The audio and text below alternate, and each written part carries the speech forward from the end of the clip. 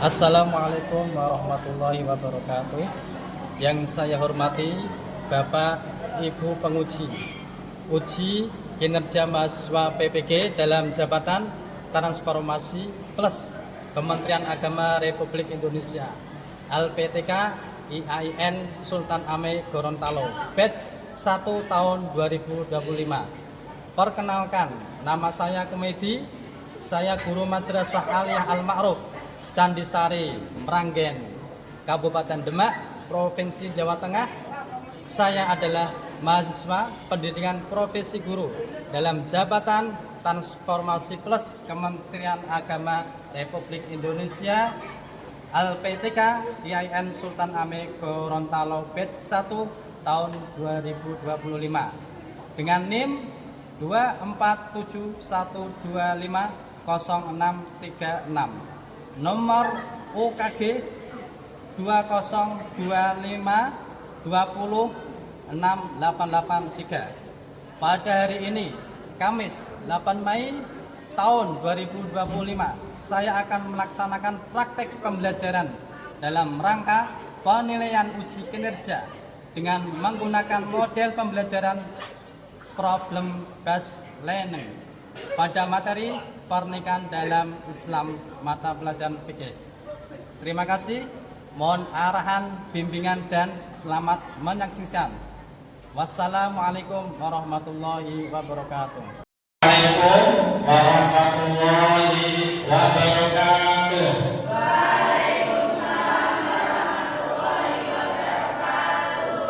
Selamat pagi anak-anakku semuanya. Bagaimana kabarnya hari ini?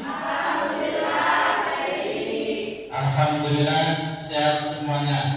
Oke, sebelum kita memulai pembelajaran pada hari ini, alangkah baiknya kita mulai dengan berdoa bersama. Berdoa bersama akan dipimpin oleh ketua kelas. Berdoa dimulai.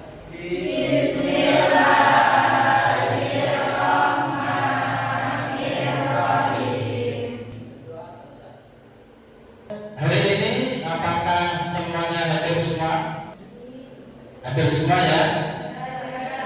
Alhamdulillah. Oke anak-anakku, bahwa pembelajaran fikih sangat penting bagi kita. Untuk itu anak-anakku, saya harapkan pada pembelajaran kali ini kalian siap semuanya ya? Semangat semuanya? Oke, kita akan memulai pembelajaran pada pagi hari ini. Anak-anakku yang saya cintai, pada minggu kemarin kita sudah belajar.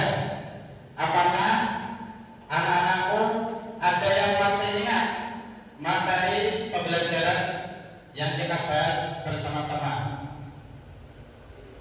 Masih Pak, yaitu menganikah secara bahasa dari kata ajamu yang berarti bertemu atau berkumpul. Kemudian yang lain?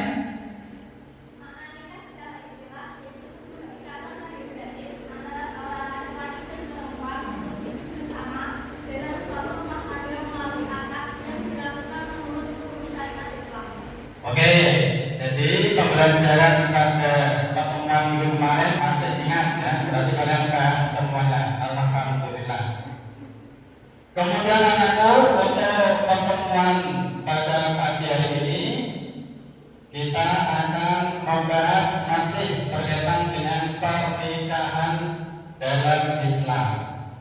Kalau kemarin kita sudah membahas pengertian pernikahan dalam Islam, baik secara bahasa maupun istilah, kemudian juga dasar hukum pernikahan dalam Islam. Kalau pada pertemuan kali ini kita akan membahas pokok poin 4.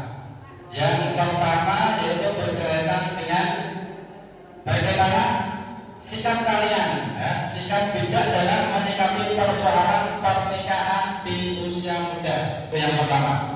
Yang kedua, kalian harus bisa menjelaskan 5 hukum pernikahan dalam Islam.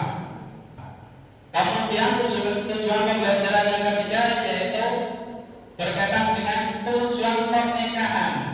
beserta dalilnya. Kemudian berkaitan dengan rukun nikah dan syaratnya. Kemudian yang terakhir kita akan membahas menganalisis kasus nyata terkait hukum pernikahan dini. Apakah semua orang yang menikah hukumnya wajib? Kapan hukum menikah itu bisa menjadi haram? Berkaitan dengan materi yang pertama, yaitu 5 hukum pernikahan. Hukum asal nikah yaitu mubah, dalam artian boleh dikerjakan dan boleh ditinggalkan. Itu hukum asal. Kemudian menurut mayoritas ulama atau jumhur ulama menetapkan hukum nikah menjadi 5 jenis. Yang pertama sunnah, yang kedua mubah, yang ketiga wajib, yang keempat haram, dan yang kelima makruh. Bagaimana seseorang nikah bisa dihukumi sunnah? Dengan penjelasan yaitu orang yang sudah memiliki bekal hidup untuk berkeluarga, mampu secara jasmani, mampu secara rohani untuk menyelesaikan kehidupan rumah tangga dan dirinya. Kemudian tidak khawatir terjerumus dalam praktek perzinahan jika tidak menikah. Itu hukumnya sunnah. Yang kedua mubah, yaitu bagi seseorang yang tidak terdesak oleh alasan-alasan yang mewajibkan nikah atau alasan-alasan yang mengharamkan nikah. Itu mubah. Kemudian hukum yang ketiga yaitu wajib, yaitu bagi seseorang yang telah mencapai kedewasaan jasmani dan rohani, memiliki bekal hidup untuk menafkahi istri dan khawatir dirinya akan terjerumus dalam perzinahan jika tidak menikah. Itu wajib. Kemudian hukum haram, yaitu bagi seseorang yang menikahi wanita dengan maksud dan tujuan untuk satu, menyakiti atau mempermainkannya atau memeras hartanya. Itu haram. Kemudian yang terakhir berkaitan dengan makruh, yaitu bagi seseorang yang belum mempunyai bekal untuk menafkahi keluarganya, walaupun dirinya telah siap secara fisik untuk menikah dan berumah tangga, dan dia tidak khawatir terjerumus dalam praktek perzinahan. Yang kedua berkaitan dengan tujuan nikah dan dalilnya. Ada banyak tujuan nikah yang dijelaskan dalam Al-Quran maupun Al-Hadis. Yang pertama, untuk memperoleh kebahagiaan dan ketenangan hidup, yaitu istilah dalam Al-Qurannya sakinah, kebahagiaan dan ketenangan hidup. Hal ini dijelaskan dalam Quran surah Ar-Rum ayat 21. Wa min ayatihi an khalaqalakum min anfusikum azwajan litaskunu ilaiha. Nah, ini yang digaris bawahi, litaskunu ilaiha, supaya kamu cenderung dan merasa tentram kepadanya. Itu yang pertama. Yang kedua, untuk membina rasa cinta dan kasih sayang. Ini sesuai dengan sama tadi Quran surah Ar-Rum ayat 21, terusan ayatnya. Litaskunu ilaiha wa ja'ala bainakum mawaddatan wa rahmah. Ya. Menjadikan di antaramu rasa kasih dan sayang. Kemudian yang ketiga, untuk memenuhi kebutuhan seksual yang sah dan diridhoi oleh Allah. Kemudian tujuan yang keempat, untuk melaksanakan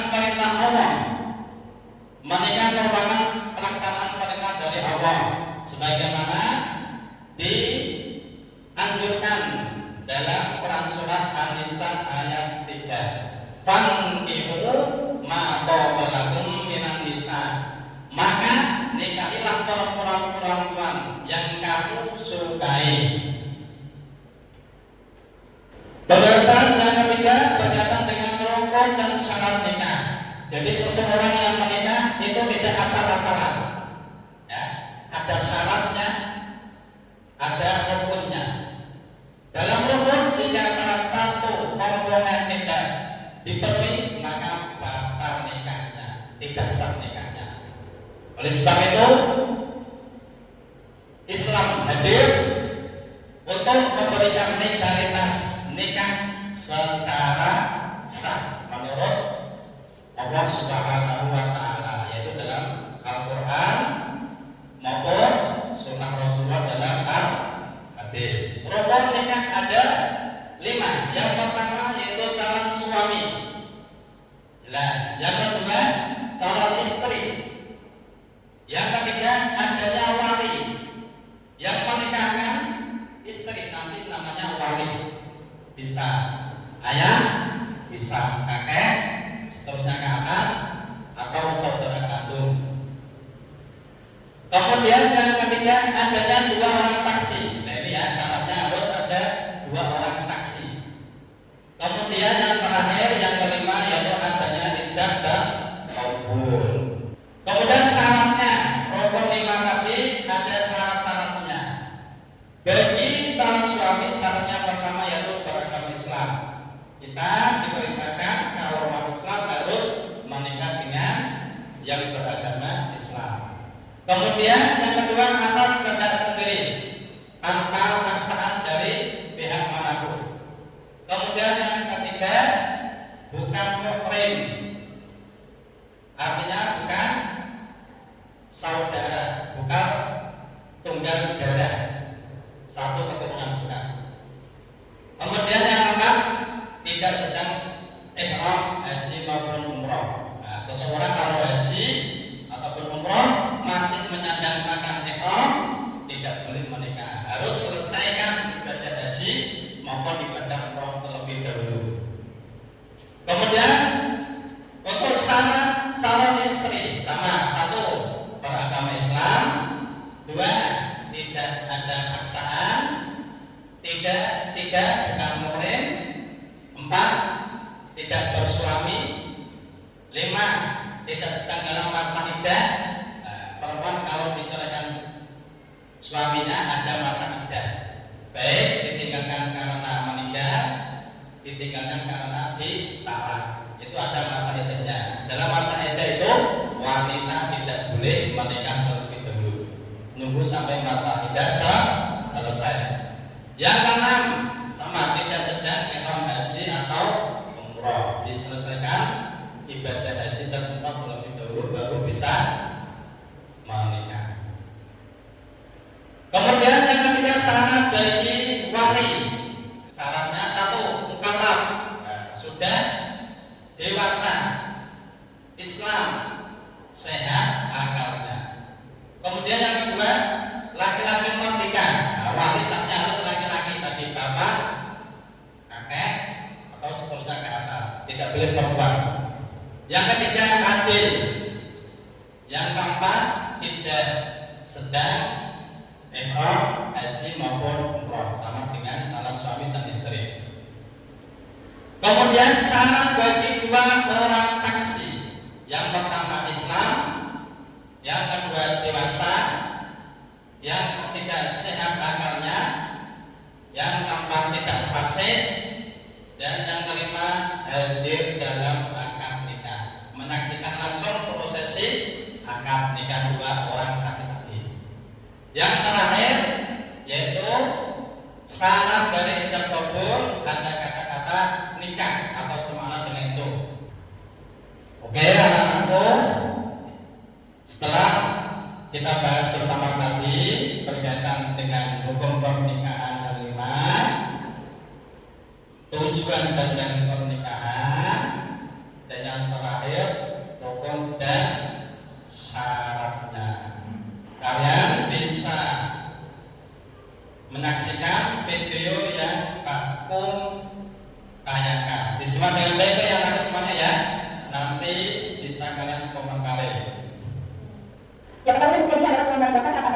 usia ini berapa sih anak-anak pada pendidikan, kesehatan, penghasilan, kesenangan, kemampuan dan juga berbasis status dan anak-anak. Dari sisi kesehatan sendiri kalian usia ini bisa berdampak sangat buruk anak-anak belum memiliki kesiapan pada tubuh untuk mengandung dan juga melahirkan. Jadi kalau saya melihat bahwa tidak hanya secara fisik tapi juga secara mental. Jadi ini bisa berdampak tingginya kasus adalah kecelakaan, kemudian KTP. Kalau untuk fisik sendiri bahkan untuk ibu ya ini mengatakan juga untuk anak salah satu anak bahkan bisa lahir prematur atau prematur itu ada. Kita akan lihat di tahun 2020 beberapa ada sedikit kasus pernikahan anak ini gitu ya Indonesia yang pernah terjadi juga sempat menjadi kontroversi. Saya ajak anda kita pada 10 Oktober 2020 dari beberapa tahun lalu ini kasusnya di Nusa Tenggara Barat di Lombok. Sekarang habis usianya masih 19 tahun. Ini menikah dengan lelaki berusia 17 tahun di mana pangkat yang mempunyai menduga bahwa pernikahan ini terjadi. Kenapa? Karena kurang perhatian dari orang tua. Jadi orang tua juga harus terus mengawasi anaknya kalau usia-usia ABG itu ya usia-usia labil mungkin asmara dan sebagainya. Jadi harus terus mengawasi perkembangan. Berikutnya di bulan sebelumnya sekitar 2020 Oktober ini juga terjadi masih ya kasusnya di Nusa Tenggara Barat. Ini usia memulai wanita atau gadis berusia 12 tahun kemudian pria 13 tahun ini pasal.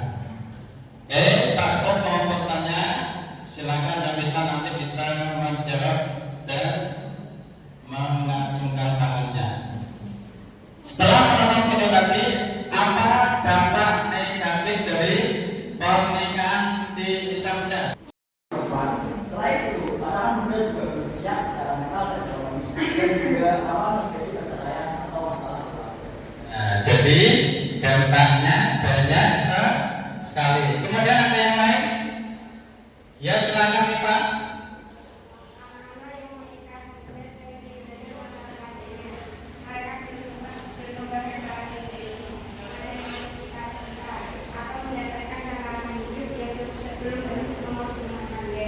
Ya bagus. Nah, berarti dampaknya lebih banyak daripada manfaatnya. Oke, untuk lanjut berkaitan dengan pembahasan diskusi dengan kasus tadi yang ada di video, takut bagi menjadi 4 kelompok. Itu kelompok pertama Rana Arin sebagai ketua, kelompok kedua Rinja Aula sebagai ketua, kelompok 3 Rafa sebagai ketua, kelompok 4 Wijaya sebagai ketua.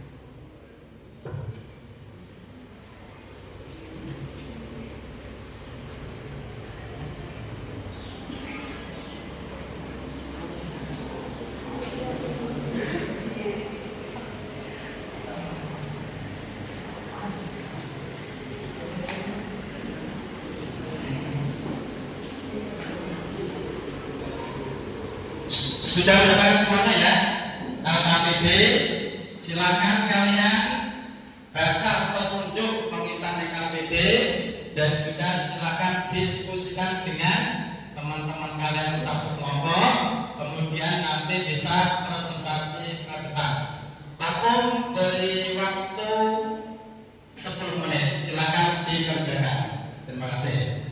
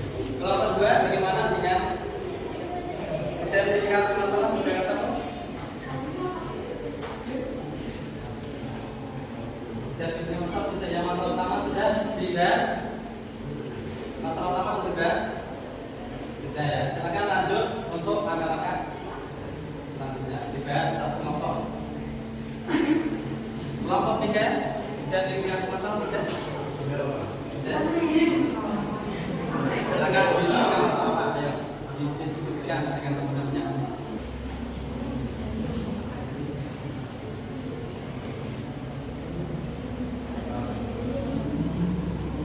Silakan dilanjut ya. Mohon bisa saling menanggapi ya, bareng-bareng. Jangan ada ya. Ya. Oke. Silakan dibahas.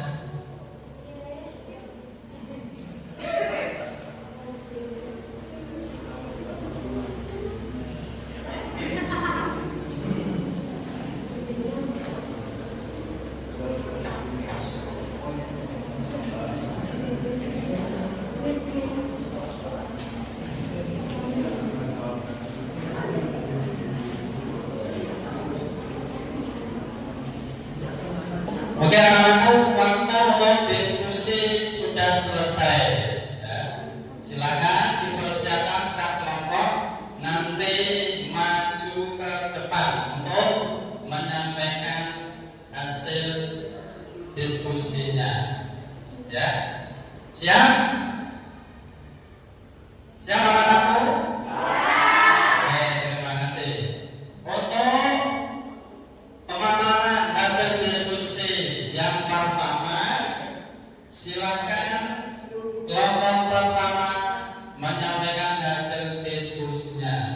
Silakan. Assalamualaikum warahmatullahi wabarakatuh. Warahmatullahi wabarakatuh. Kami selaku kelompok 1 telah menemukan hasil diskusi dan ingin menyampaikan hasil tersebut yang akan dibantu oleh teman saya yaitu Melani. Saya telah mengidentifikasi masalah kasus pernikahan di Indonesia, yaitu masalah utamanya adalah pernikahan dilakukan pada usia yang terlalu muda. Kesiapan mental dan finansial.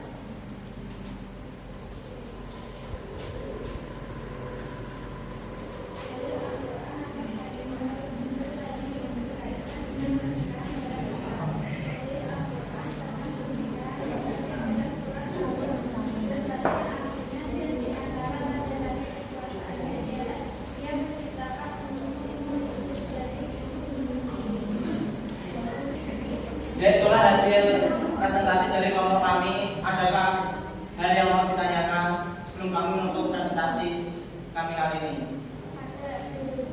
Mengapa banyak remaja di Indonesia menikah pada usia yang masih muda? Banyak faktor yang mempengaruhinya, seperti karena faktor budaya atau tekanan sosial, kehamilan di luar nikah, atau keinginan pribadi yang belum disertai pemahaman tentang konsekuensinya pernikahan. Seperti yang telah disebutkan presentasi dengan tayangan berita video dari awal tadi. Beri aplaus untuk kelompok pertama. Silakan bisa kembali. Ditutup, Mas. Presentasi kami tutup. Sekian, terima kasih. Wassalamualaikum warahmatullahi wabarakatuh. Dilanjut kelompok yang kedua. Silakan maju dan menyampaikan hasil diskusinya. Silakan. Assalamualaikum warahmatullahi wabarakatuh. Waalaikumsalam.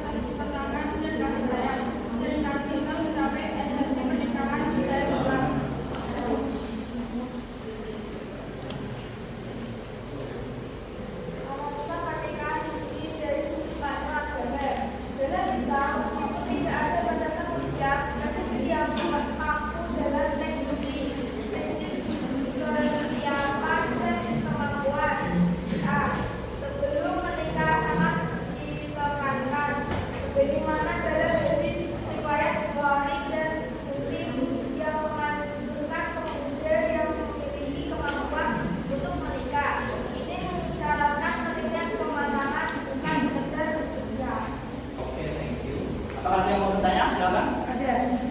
Bagaimana Islam memandang pernikahan dini mengingat tidak adanya batas usia spesifik dalam Al-Quran dan hadis, namun adanya penekanan pada kesiapan istri dalam hadis Nabi. Oke. Islam memang tidak menetapkan batas usia nikah secara eksplisit dalam Al-Quran maupun hadis. Namun, hadis yang diriwayatkan oleh Bukhari dan Muslim menyebutkan, wahai para pemuda, barang siapa di antara kalian yang sudah mampu berdoa, maka hendaklah ia menikah. Hadis ini menunjukkan bahwa yang menjadi syarat utama bukan hanya usia, tapi kemampuan secara menyeluruh, yaitu fisik, mental, emosional, finansial, dan spiritual. Oleh karena itu, pernikahan dini tidak serta-merta dilarang dalam Islam, tapi sangat tidak dianjurkan jika belum ada kesiapan tersebut, karena bisa menimbulkan berbagai mudarat seperti perceraian dini, kekerasan rumah tangga, hingga pelanggaran hak anak. Oke, sekian penjelasan dari kami. Terima kasih. Wassalamualaikum warahmatullahi wabarakatuh. Waalaikumsalam. Kita berikan tepuk tangan.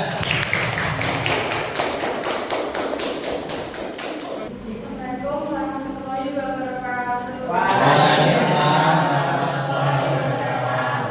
Perkenalkan, kami dari kelompok 4. Kami ingin menyampaikan hasil diskusi kelompok kami dalam menanggapi permasalahan yang muncul terkait dengan kasus pernikahan dini di Indonesia. Identifikasi masalah kasus pernikahan dini di Indonesia.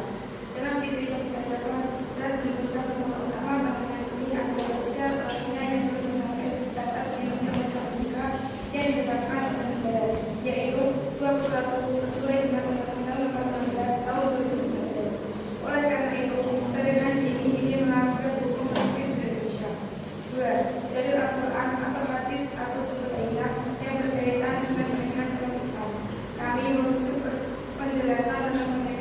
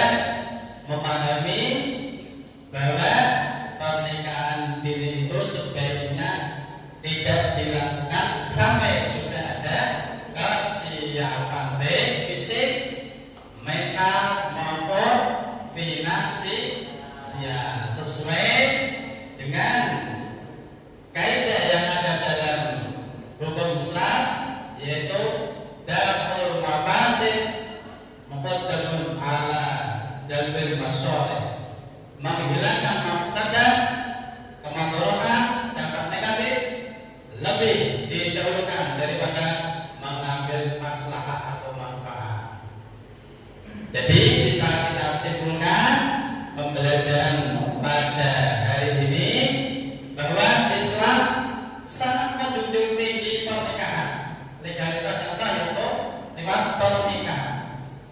Namun ada sisi yang lain juga harus dilihat dari segi kesiapan. Pernikahan ini dapat menimbulkan banyak masalah jika dilakukan tanpa persiapan yang matang. Oleh karena itu tadi dalam kelompok disebutkan solusi-solusi, jadi sangat membantu baik dari segi pendidikan, solusi terkait bimbingan orang tua untuk tidak pernikahan anaknya di usia muda, atau seperti kalian masa-masa menuntut ilmu harus mempunyai perhatian khusus, ya, harus mempunyai wawasan yang luas berkaitan dengan pernikahan dalam Islam. Kemudian juga negara yang tidak diam memberlakukan batas minimal bagi mereka yang akan menikah. Mungkin dari anak-anakku ada yang mau menyimpulkan, silakan. Saya Pak. Ya Mas Kakak, silakan. Hukum asal nikah adalah tunggal, kemudian bisa menjadi sunnah, makruh, wajib, dan haram. Tergantung dari kemampuan dan kesiapan orang yang akan menikah. Dan tujuan pernikahan yang paling pokok sebagai yang telah disebutkan dalam Quran surat Al-Rum ayat 21, yaitu mewujudkan rumah tangga yang sakinah, mawaddah, dan warahmah. Oke, bagus sekali. Kita beri aplaus untuk Mas Kakak Ali. Bagaimana? Sudah paham semuanya? Alhamdulillah. Kemudian untuk memberikan pemahaman yang lebih, Pak akan memberikan evaluasi asesmen terkait dengan materi tadi yang kita bahas bersama-sama. Nanti dikerjakan selama 3 menit langsung dikumpulkan, gitu ya, paham ya?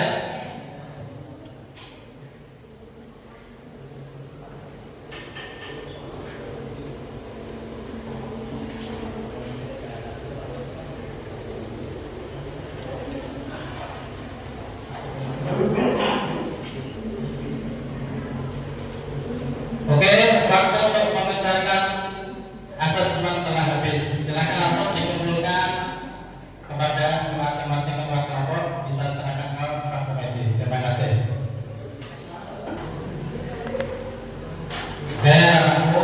Nanti pertemuan yang akan datang akan Pak Kom sampaikan hasil asesmen pada pembelajaran kali ini. Oke, siap ya?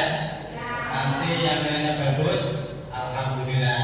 Yang nilainya masih kurang bagus, innalillahi alhamdulillah.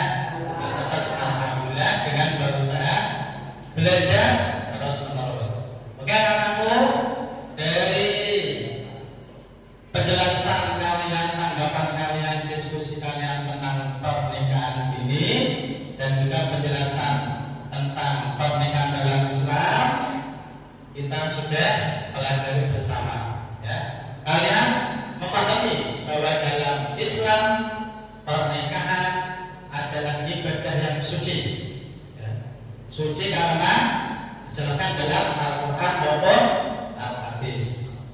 Legalitasnya jelas, namun harus dilakukan dengan kesiapan fisik, mental, spiritual, dan finansial. Pernikahan bukan hanya soal cinta, tapi juga tanggung jawab yang besar sekali. Maka sangat penting bagi kalian semua untuk terus menuntut ilmu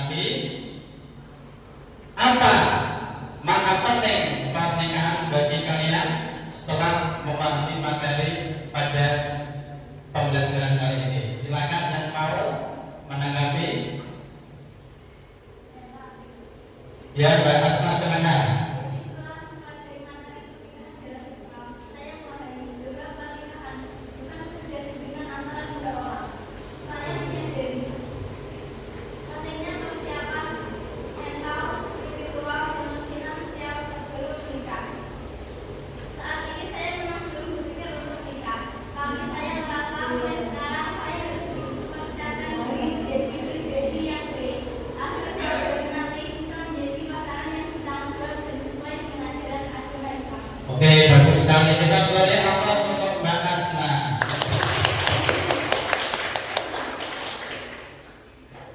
Kemudian aku sebelum kita menutup pembelajaran kali ini, Pak Pun mau menyampaikan apresiasi kalian dan terima kasih sudah menjelaskan, sudah berdiskusi, presentasi di depan kelas, cukup menarik, sangat menarik dan komprehensif.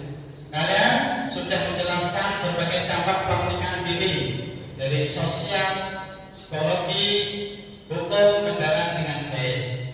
Saya juga mengapresiasi bahwa kelompok kalian sudah mengutip dari Al-Quran, hadis Nabi dan juga hukum positif yang ada di negara kita sebagai dasar argumen. Ini menunjukkan kalian memahami pentingnya mengaitkan fikih dengan konteks kekinian. Artinya fikih tidak ketinggalan, namun bisa menyelaras, bisa menjawab tantangan permasalahan zaman-zaman sekarang maupun yang akan datang.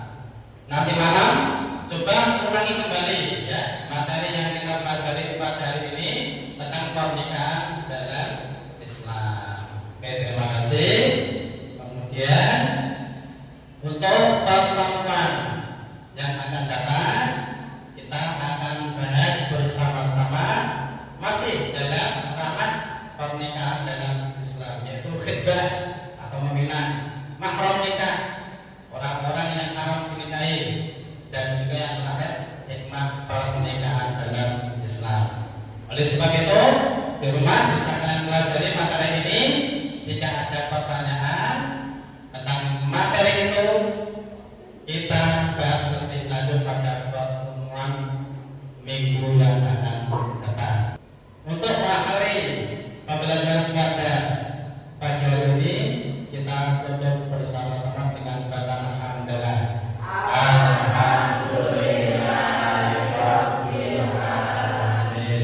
Semoga banyak manfaatnya. Allahumma amin. Sekian dari Pak Komedi, kurang lebihnya mohon maaf dan sebesar-besarnya.